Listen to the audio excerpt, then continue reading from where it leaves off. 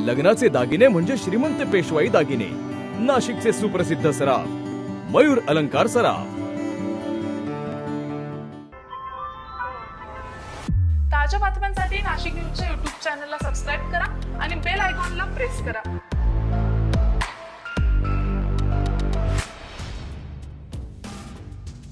पुढील काही महिन्यात उन्हाच्या झळा जाणवू लागतील आणि साहजिकच पाण्याची टंचाई भासवेल। एक थेंब पाण्यासाठी खेडोपाड्यात वणवण भटकताना नागरिक दिसतील। मात्र असं असताना शहरी नागरिकांना मात्र पाण्याच्या अपव्ययाचं काही देणं घेणं नाहीये। नाशिक शहरातील मुंबई नाका परिसरातील CNS हॉस्पिटलच्या प्रांगणात हजारो लिटर पाणी रोज वाया जात आहे। नाशिक न्यूजच्या कॅमेऱ्यात पाण्याचा अपव्यय कैद झालेला आहे। हॉस्पिटलच्या वर असणारी पाण्याची टाकी भरल्यानंतर लाखो लिटर पाणी या ठिकाणी वाया गेलेलं आहे।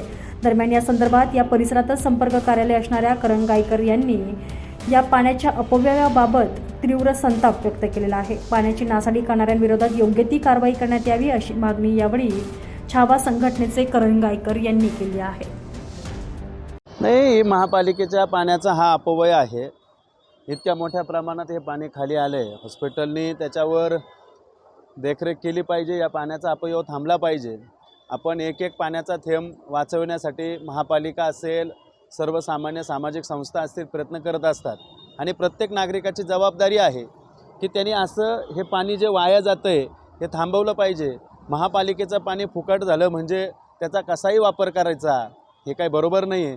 आता तुम्ही आम्हाला विचारलं, मी बघितलं तर ते वरतून सगळं पाणी, टाकीचं वरचं पाणी सगळं खाली येतं आहे।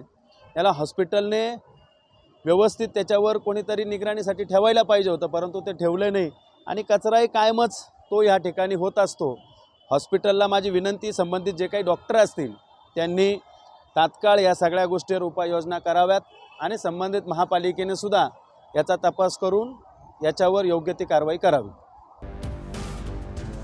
संजय परमार, नाशिक न्यूज, नाशिक।